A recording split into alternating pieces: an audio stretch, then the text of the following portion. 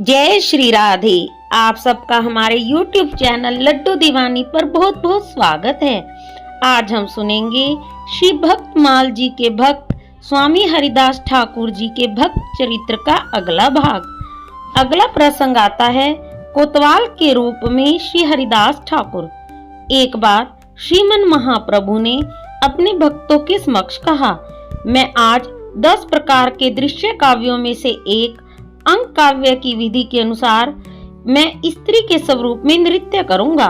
जो जितेंद्रिय हैं केवल उन्हें ही मेरे इस नृत्य को देखने का अधिकार होगा। जो इंद्रियों पर संयम रखने में समर्थ हैं वे ही आज भवन के भीतर प्रवेश करें। श्री महाप्रभु ने सदाशिव और बुद्धिमंत खान को बुलाकर कहा, वेशभूषा की तैयारियां करो। सबके लिए शंख चोली, पट्ट साड़ी और अलंकार आदि एकत्रित करो एवं सभी के लिए यथा योग्य वेशभूषा का प्रबंध करो।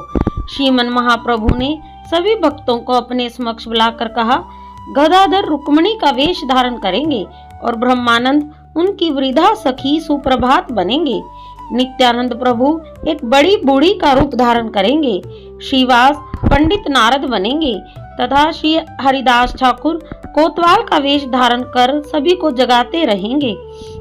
इस प्रकार श्रीमन महाप्रभु की आज्ञा अनुसार श्री हरिदास ठाकुर ने कोतवाल का वेश धारण करके सबसे पहले बड़ी बड़ी 2 मूछें लगाकर हंसते हंसते मंच पर प्रवेश किया। उस समय उनके सिर पर एक बड़ी पगड़ी शोभा पा रही थी और उन्होंने सुंदर धोती पहनी हुई थी।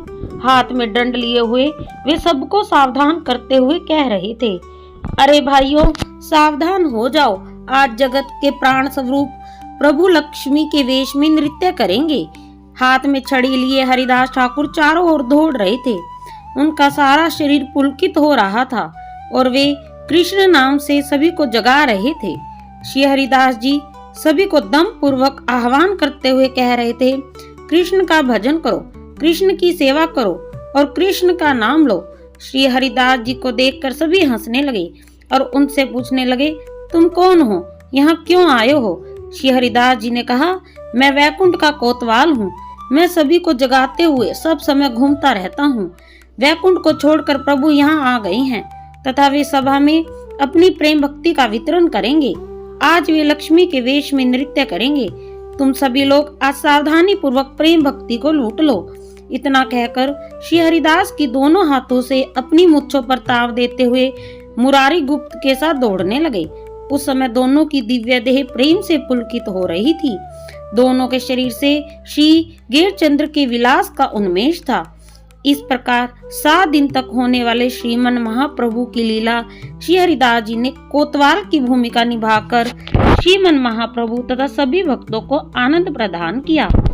एक दिन श्रीवास पंडित के घर महाप्रभु के नृत्य संकीर्तन के अंत में एक ब्राह्मणी ने आकर श्रीमन महाप्रभु के चरण पकड़ लिए तथा उनके चरणों की धूलि को 4 बार मस्तक पर धारण करने लगी। श्रीमन महाप्रभु को यह देखकर बहुत दुख हुआ।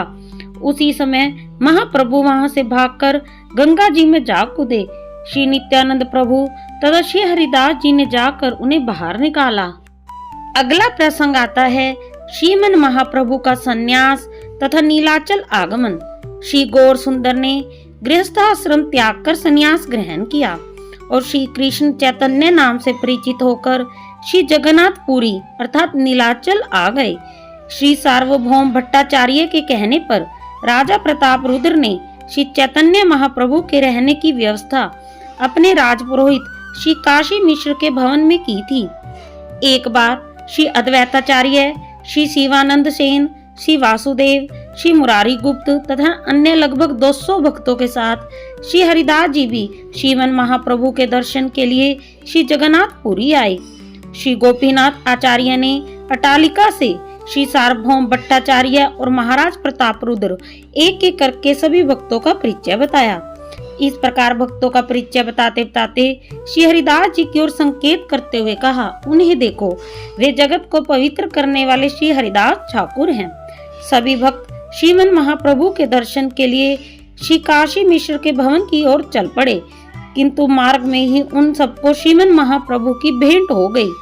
सभी भक्तों से मिलकर श्रीमन महाप्रभु को बहुत उल्लास हुआ।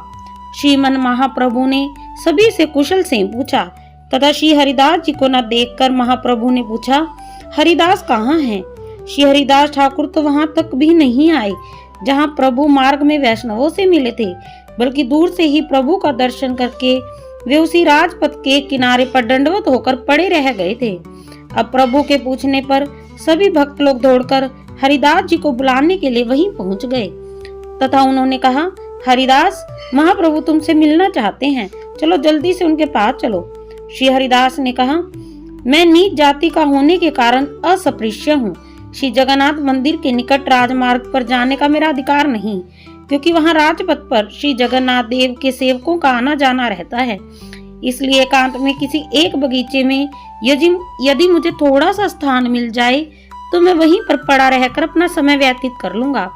मेरी ऐसी इच्छा है कि मैं किसी ऐसे स्थान पर पड़ा रहूं जिससे श्री जगन्नाथ जी के पुजारी सेवक मुझ अस्पृश्य से छू न जाएं। श्री हरिदास जी के यह वचन भक्तों ने श्रीमन महाप्रभु को जाकर कहे। श्रीमन महाप्रभु श्री हरिदास जी के विचार सुनकर बहुत प्रसन्न हुए। उसी समय श्री काशी मिश्र 2 व्यक्तियों के साथ वहां आए तथा उन्होंने श्रीमन महाप्रभु के चरणों की वंदना की। श्री काशी मिश्र ने महाप्रभु के चरणों में निवेदन किया, प्रभु यदि आपकी आज्ञा हो तो इन वैष्णवों के लिए सब प्रबंध किए जाएं। श्रीमन महाप्रभु ने कहा, गोपीनाथ आपके साथ जाकर सभा को रहने का यथा योग्य स्थान दे देगा। हे काशी मिश्र, मेरे स्थान के निकट ही जो बगीचा है उसमें एक परम एकांत घर है। वह घर मुझे चाहिए जिससे कि मैं वहां एकांत में बैठकर श्री कृष्ण स्मरण कर सकूं। श्री काशी मिश्र ने कहा, प्रभु सब कुछ आपका है, फिर आप मांगते क्यों हैं? आपकी इच्छा जो हो वही स्थान आप लीजिए। सभी वैष्णवगण श्रीमन महाप्रभु को नमस्कार करके अपने स्थान पर चले गए और श्री गोपीनाथ आचार्य ने सबको यथा योग्य स्थान दे दिया। तदंतर महाप्रभु हरिदास जी से मिलने आए। श्री हरिदास जी उस समय प्रेम पूर्वक नाम संकीर्तन कर रहे थे। श्रीमन महाप्रभु को आते हुए देखकर श्री हरिदास जी ने आगे बढ़कर महाप्रभु के चरणों में गिरकर दंडवत प्रणाम किया तथा महाप्रभु ने उन्हें उठाकर आलिंगन किया। दोनों प्रेमावेश में क्रंदन करने लगे। हरिदास जी ने कहा, प्रभु आप मुझे स्पर्श मत करें, मैं नीच जाति का अस्पृश्य तथा बहुत ही अधम हूँ। श्रीमन महाप्रभु ने कहा, हरिदास, मैं स्वयं पवित्र होने के लिए तुम्हारा स्पर्श कर रहा हूँ। तुम में जो पवित्र धर्म है वह मुझ में नहीं है। तुम क्षण क्षण में समस्त तीर्थों में स्नान करते हो, क्षण क्षण में तुम यज्ञ तप दान करते हो, तुम निरंतर शास्त्रों का अध्ययन कर रहे हो तथा तुम ब्राह्मणों और सन्यासियों की अपेक्षा परम पवित्र हो। श्री चैतन्य महाप्रभु ने शास्त्र के वचन कहते हुए कहा, जिनकी जीवा के अग्रभाग पर सदैव भगवान का नाम विद्यमान रहता है वह व्यक्ति स्वपच होते हुए भी पूजनीय है। जो आपके नाम का संकीर्तन करते रहते हैं वे ही सदाचारी हैं। उन्होंने सब प्रकार की तपस्याएं कर ली, सब प्रकार के यज्ञ कर लिए, समस्त तीर्थों में स्नान कर लिया तथा उन्होंने समस्त शास्त्रों और उनके अंगों का अध्ययन कर लिया है। इतना कहकर महाप्रभु हरिदास जी को बगीचे में ले गए तथा उन्हें वहां एकांत में रहने के लिए घर दे दिया। उन्होंने कहा, हरिदास, तुम इस स्थान पर रहकर भजन करो, मैं यहीं आकर प्रतिदिन तुमसे मिलूंगा। श्री जगन्नाथ मंदिर के चक्र को देखकर प्रणाम करना, तुम्हारे लिए प्रसाद यहीं पर आ जाएगा। श्री नित्यानंद प्रभु, श्री जगदानंद पंडित, श्री दामोदर तथा मुकुंद सभी ने श्री हरिदास जी से मिलकर बहुत आनंद अनुभव किया। समुद्र स्नान करने के बाद महाप्रभु अपने स्थान पर लौट आए। सभी भक्त महाप्रभु के निवास स्थान पर प्रसाद पाने के लिए एकत्रित हुए। महाप्रभु ने अपने हाथों से सभी को प्रसाद परोसा, किंतु महाप्रभु के नहीं बैठने तक कोई भी प्रसाद नहीं पाएगा।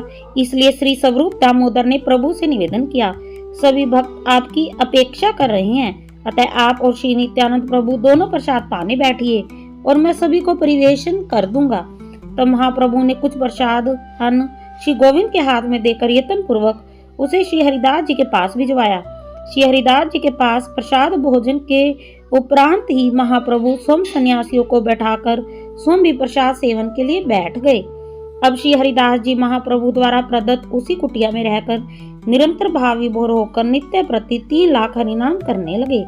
महाप्रभु नित्य प्रति प्रातः काल श्री जगन्नाथ देव की आरती के दर्शन करके श्री हरिदास जी को दर्शन देने के लिए स्वयं उनकी कुटिया में जाते।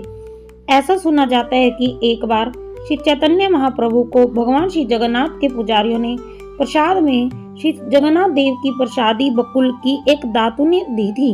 महाप्रभु जब श्री हरिदास जी को दर्शन देने के लिए उनकी कुटिया में गए तो उन्होंने देखा कि हरिदास धूप में ही बैठे भजन में मगन हो गए हैं। महाप्रभु ने उस दातुन को उनके आंगन में रोपण कर दिया। देखते ही देखते उसने एक बहुत बड़े वृक्ष का रूप धारण कर लिया। वह वृक्ष सिद्ध बकुल के नाम से प्रसिद्ध हो गया। आज भी श्री हरिदास जी की भजन सतली को लोग सिद्ध बकुल के नाम से ही जानते हैं। अगला प्रसंग आता है श्री हरिदास ठाकुर तथा श्री रूप गोस्वामी। श्री रूप गोस्वामी जब वृंदावन से चलकर नीलांचल पहुंचे तब सबसे पहले वे श्री हरिदास जी की भजन सतली पर ही उपस्थित हुए। श्री हरिदास जी ने श्री रूप गोस्वामी पर कृपा की और उन्हें बताया कि तुम्हारे आने के विषय में महाप्रभु ने मुझे पहले ही बता दिया था। जब श्रीमन महाप्रभु श्री हरिदास से मिलने के लिए आए तब श्री हरिदास जी ने महाप्रभु से कहा, प्रभु रूप आपको दंडवत कर रहा है। श्री हरिदास जी से मिलने के उपरांत श्रीमन महाप्रभु ने श्री रूप गोस्वामी को आलिंगन किया। महाप्रभु हरिदास जी तथा श्री रूप को लेकर एक स्थान पर बैठ गए तथा उन्होंने श्री रूप से कुशल वार्ता जिज्ञासा की। फिर श्री रूप गोस्वामी को हरिदास जी के साथ उनके वास स्थान पर रहने की आज्ञा देकर श्रीमन महाप्रभु अपने निवास स्थान पर चले गए। प्रतिदिन आकर महाप्रभु उनसे मिलते तथा उन्हें श्री जगन्नाथ मंदिर से जो प्रसाद मिलता वे इन दोनों को देते। श्री हरिदास जी अपने आप को मलेच्छ मानकर मंदिर की मर्यादा के भंग की आशंका से मंदिर नहीं जाते थे। श्री सनातन गोस्वामी तथा श्री रूप गोस्वामी ने भी श्रेष्ठ ब्राह्मण कुल में आविर्भूत होने पर भी मलेच्छ राजा के पास नौकरी की थी, इसलिए वे भी अपने आप को मलेच्छ तुल्य मानकर श्री हरिदास जी के साथ एक स्थान पर रहते तथा श्री जगन्नाथ मंदिर में प्रवेश नहीं करते थे। इसलिए महाप्रभु भगवान श्री जगन्नाथ के उपलभोग दर्शन करने के उपरांत इन तीनों को दर्शन देकर फिर अपने स्थान पर जाते थे। यद्यपि ये सब मंदिर में प्रवेश नहीं करते थे, तथापि गुंडीचा मंदिर मार्जन तथा रथ यात्रा के समय श्रीमन महाप्रभु के भक्तों के साथ नृत्य कीर्तन करते थे तथा भगवान श्री जगन्नाथ देव के दर्शन करते थे। रथ यात्रा के एक दिन पहले श्रीमन महाप्रभु ने सब भक्तों को लेकर गुंडीचा मंदिर का मार्जन किया तथा उसके उपरांत आई टोटा नामक बगीचे में जाकर फल कंदमूल आदि का भोजन किया। श्री हरिदास जी तथा श्री रूप गोस्वामी भी उनके साथ वहां पर उपस्थित थे तथा वे भक्तों को प्रसाद पाते पाते बीच बीच में हरि हरि बोल देकर बहुत उल्लासित हो रहे थे। महाप्रभु तथा सभी भक्तों के द्वारा प्रसाद सेवा कर लेने के पश्चात श्री गोविंद प्रभु के द्वारा श्रीमन महाप्रभु के उच्छिष्ट प्रसाद को पाकर श्री हरिदास तथा श्री रूप गोस्वामी प्रेम में उन्मत्त होकर नृत्य करने लगे। चातुर्मास के बाद गौड़ देश से आए सभी वैष्णव तो लौट गए, किंतु श्री रूप गोस्वामी तो हरिदास जी के साथ ही रहे। एक दिन महाप्रभु जब उन दोनों से मिलने आए तो उन्होंने देखा श्री रूप गोस्वामी कुछ लिख रही हैं। महाप्रभु को देखकर श्री हरिदास तथा श्री रूप गोस्वामी ने उठकर दंडवत प्रणाम किया। दोनों को आलिंगन करने के बाद महाप्रभु आसन पर बैठ गए। महाप्रभु ने पूछा, रूप कौन सा ग्रंथ लिख रहे हो? इतना कहकर उन्होंने एक पन्ना अपने हाथ में ले लिया और श्री रूप के द्वारा लिखे गए अक्षरों को देखा। श्रीमन महाप्रभु बहुत संतुष्ट हुए तथा उन अक्षरों की प्रशंसा करने लगे। उस पन्ने पर लिखे एक श्लोक को देखकर जब महाप्रभु ने उसे पढ़ा तो प्रेमाविष्ट हो गए। उस श्लोक का अर्थ था, कृष्ण ये दो वर्ण न जाने कितने अमृत को अपने में समेटकर उत्पन्न हुए हैं। देखो, जब नटी के समान ये वर्ण मुख में नृत्य करते हैं तब बहुत से मुख प्राप्त हो ऐसी इच्छा हो जाती है। जब कर्ण कुहरों में प्रवेश करते हैं तब करोड़ों कर्ण प्राप्त हो जाए ऐसी इच्छा होती है। जब चित्रूपी प्रांगण में उदित होते हैं तब समस्त इंद्रियों की क्रिया पर ही विजय प्राप्त कर लेते हैं। उपरोक्त श्लोक को सुनते ही श्री हरिदास जी आनंद में विभोर होकर नाचने लगे तथा श्लोक के अर्थ की प्रशंसा करने लगे।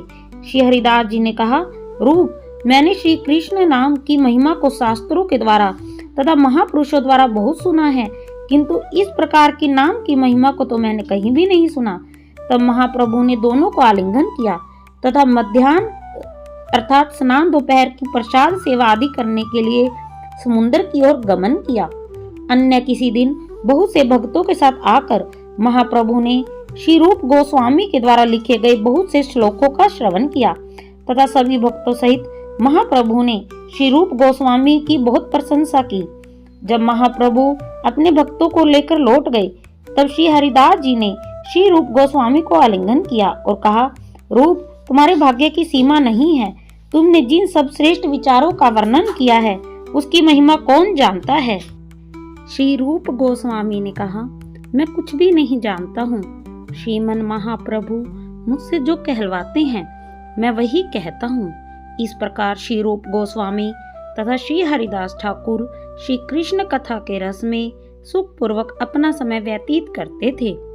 अगला प्रसंग आता है श्री हरिदास ठाकुर तथा श्री सनातन गोस्वामी जी का। एक बार श्री सनातन गोस्वामी मथुरा मंडल से अकेले झारखंड के वनपथ से जगन्नाथपुरी आए। मार्ग में जल के दोष तथा उपवास के कारण उनकी देह में चर्म रोग हो गया। चर्म रोग की यातना तथा अपने आप को श्रीमन महाप्रभु की सेवा में अयोग्य मानकर उन्होंने मन ही मन विचार किया कि श्री जगन्नाथपुरी पहुंचकर रथ यात्रा के समय श्री जगन्नाथ देव के रथ के पहिए के नीचे अपने शरीर का परित्याग कर दूंगा। श्री जगन्नाथपुरी आते आते सबसे पहले उन्हें श्री हरिदास जी के दर्शन हुए।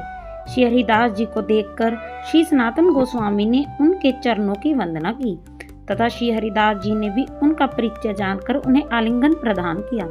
श्री हरिदास जी ने जब देखा कि श्री सनातन गोस्वामी महाप्रभु के दर्शनों के लिए उत्कंठित हो रहे हैं तब हरिदास जी ने कहा, प्रभु अभी आने ही वाले हैं।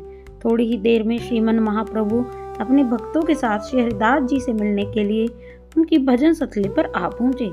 महाप्रभु को देखते ही श्री हरिदास जी तथा श्री सनातन गोस्वामी जी ने उन्हें साष्टांग दंडवत प्रणाम किया। महाप्रभु ने हरिदास जी को उठाकर उनका आलिंगन किया। श्री हरिदास जी ने कहा, प्रभु, सनातन आपको प्रणाम कर रहा है। श्री सनातन गोस्वामी को वहां देखकर महाप्रभु के आश्चर्य का ठिकाना न रहा।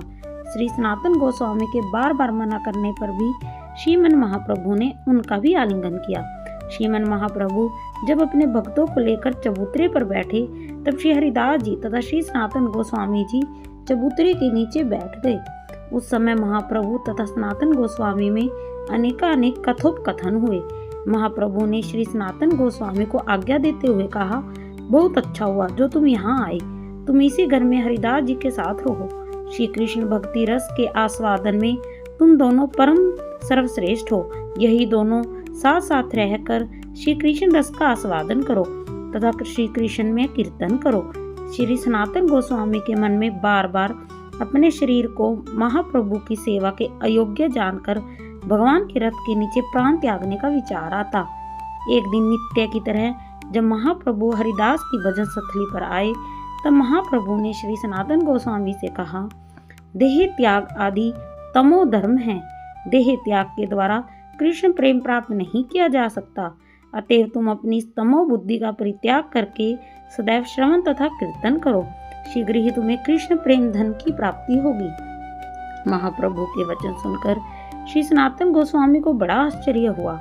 तब श्री सनातन गोस्वामी ने मन ही मन विचार किया, श्रीमन महाप्रभु को मेरे शरीर त्यागने का विचार अच्छा नहीं लगा, इसलिए ही सर्वज्ञ महाप्रभु मुझे देह त्यागने के लिए निषेध कर रहे हैं। अतः श्री सनातन गोस्वामी ने महाप्रभु से पूछा, मुझे जीवित रखकर आपको क्या लाभ होगा। श्रीमन महाप्रभु ने उनसे कहा, तुमने मुझे आत्मसमर्पण किया है, अतएव अब तुम्हारी देह मेरा धन है। तुम मेरी वस्तु को नष्ट क्यों करना चाहते हो? क्या तुम धर्म तथा अधर्म का विचार करने में असमर्थ हो? तुम्हारा शरीर मेरा प्रधान साधन है। तुम्हारे इस शरीर के द्वारा मैं बहुत से कार्य संपन्न करवाऊंगा। मैं तुम्हारे माध्यम से ही भक्ति तथा कृष्ण प्रेम के तत्व, वैष्णवों के कृत्य तथा वैष्णव आचार, लुप्त तीर्थों का उद्धार तथा वैराग्य आदि की शिक्षा को अपने प्रिय स्थान मथुरा वृंदावन में करवाऊंगा। मैं अपनी माता की आज्ञा से यहाँ नीलांचल में वास कर रहा हूँ, इसलिए मैं वहाँ जाकर धर्म की शिक्षा नहीं दे सकता। मैं अपने इन समस्त कार्यों को तुम्हारी देह के द्वारा संपन्न कराना चाहता हूँ और तुम हो कि अपनी इस देह को त्याग करना चाहते हो। बताओ मैं कैसे इसे सहन करूँ। महाप्रभु श्री हरिदास जी से कहने लगे, हरिदास सुनो, यह सनातन प्राय धन को नष्ट करना चाहता है। दूसरे के अमानती धन अथवा वस्तु को कोई भी नहीं खाता, बिगाड़ता। तुम इसे इस प्रकार का अन्यायपूर्ण कार्य मत करने देना। श्री हरिदास जी ने कहा, प्रभु मैं तो मिथ्याभिमान करता हूँ कि मैं आपके हृदय को जानता हूँ। वास्तव में मैं आपके हृदय के गूढ़ भाव को नहीं समझ पाता। क्या क्या कार्य आप किसके द्वारा करवाते हैं, यह बात जब तक आप स्वयं नहीं बताएंगे तब तक कोई भी इसे नहीं जान सकता। प्रभु आपने सनातन को जिस प्रकार से अंगीकार किया है, इतना सौभाग्य तो और किसी का हो ही नहीं सकता। तब सनातन गोस्वामी को आलिंगन करके मध्याह्न स्नान आदि करने के लिए महाप्रभु चले गए। श्री हरिदास जी श्री सनातन गोस्वामी जी को आलिंगन करते हुए कहने लगे, सनातन तुम्हारे भाग्य की सीमा नहीं कही जा सकती। तुम्हारी देह को प्रभु अपना निज धन मानकर स्वीकार करते हैं। तुम्हारे समान भाग्यशाली और कोई नहीं हो सकता। महाप्रभु अपनी देह से जो कार्य नहीं कर सकते, वह कार्य वे तुमसे कराएंगे, और वह भी अपने प्रिय मथुरा वृंदावन में। भगवान जो कार्य कराना चाहते हैं वह अवश्य ही पूर्ण होता है। निश्चय ही यह तुम्हारा परम सौभाग्य है। श्रीमन महाप्रभु भक्ति सिद्धांत मूलक शास्त्रों का प्रणयन तथा वैष्णव आचरण निर्णय तुम्हारे द्वारा करवाएंगे, यही प्रभु की इच्छा है। सनातन मेरी यह देह प्रभु के किसी भी काम में नहीं लग पाई। भारत भूमि में जन्म लेकर भी मेरा जीवन वृथा हो चला गया। श्री हरिदास जी की दैन्यपूर्ण बातें सुनकर श्री सनातन गोस्वामी ने कहा, आपके समान सौभाग्यशाली और कौन हो सकता है। श्रीमन महाप्रभु के भक्तों में आप परम सौभाग्यशाली हैं। महाप्रभु जी के अवतार का एक प्रयोजन श्री हरिनाम का प्रचार है। वह श्री हरिनाम प्रचार का अपना कार्य श्रीमन महाप्रभु आपके द्वारा ही करवा रहे हैं। आप प्रतिदिन 3 लाख श्री नाम संकीर्तन करते हैं और सबके सामने श्री नाम की महिमा का गान करते हैं। कोई स्वयं तो भक्ति का आचरण करते हैं किंतु उसका प्रचार नहीं करते, तथा कोई भक्ति का प्रचार तो करते हैं किंतु स्वयं उसका आचरण नहीं करते। आप शुद्ध हरिनाम ग्रहण करने के कारण आचार्य तथा उच्च संकीर्तन करके सभी जगतवासियों को नाम यज्ञ में दीक्षित करने के कारण प्रचारक हैं। अतः आप ही सबके गुरु तथा समस्त जगत के पूज्य हैं। इस प्रकार श्री हरिदास जी तथा श्री सनातन गोस्वामी जी दोनों एक साथ रहकर श्री कृष्ण कथा का अनेक प्रकार से रसास्वादन करते रहते। श्रीमन महाप्रभु जब जब श्री सनातन गोस्वामी को देखते तब तब बलपूर्वक उनका आलिंगन करते। इससे सनातन गोस्वामी के हृदय में बहुत दुख होता। एक दिन सनातन गोस्वामी ने इस विषय में श्री जगदानंद पंडित से परामर्श किया तथा अपने कर्तव्य के विषय में पूछा। श्री जगदानंद पंडित जी ने सनातन गोस्वामी को रथ यात्रा के बाद वृंदावन लौट जाने का उपदेश दिया। महाप्रभु ने जब इस बात को सुना तो उन्होंने जगदानंद पंडित को डांटा तथा उनकी अपेक्षा श्री सनातन गोस्वामी की श्रेष्ठता स्थापित की। महाप्रभु ने श्री सनातन गोस्वामी से कहा, तुम शुद्ध भक्त हो, तुम्हारी देह का भद्र और अभद्र होना विचारणीय नहीं है। विशेष करके मैं सन्यासी हूँ, मेरे लिए तो उसका विचार करना कदापि उचित नहीं है। महाप्रभु की बात सुनकर श्री हरिदास जी ने कहा, प्रभु यह जो सब आपने कहा है वह सब आपके द्वारा हमारी वंचना है। मैं यह सब कुछ नहीं मानता हूँ। हम पतित अधमों को जो आपने अंगीकार किया है उसी से ही आपके दीन दयालुता का गुण प्रकाशित हो गया है। श्री हरिदास जी की बात सुनकर महाप्रभु ने मुस्कुराते हुए कहा, सुनो हरिदास, सनातन, तुम दोनों के प्रति मेरे मन में जो भाव है मैं अब उसे कहता हूँ। तुम्हें मैं लालन योग्य और अपने आप को लालन करता मानता हूँ। लालन करता अपने लाल्य के दोषों को नहीं समझता। मैं तुम्हारे गौरव सम्मान अथवा पूजा का पात्र हूँ। यह बात भक्त प्रेम वत्सल मेरे मन में नहीं रहती। मैं तो तुम सबको अपना बालक मानता हूँ। महाप्रभु के वचन सुनकर श्री हरिदास जी ने कहा, प्रभु आप ईश्वर हैं, दयामयी हैं।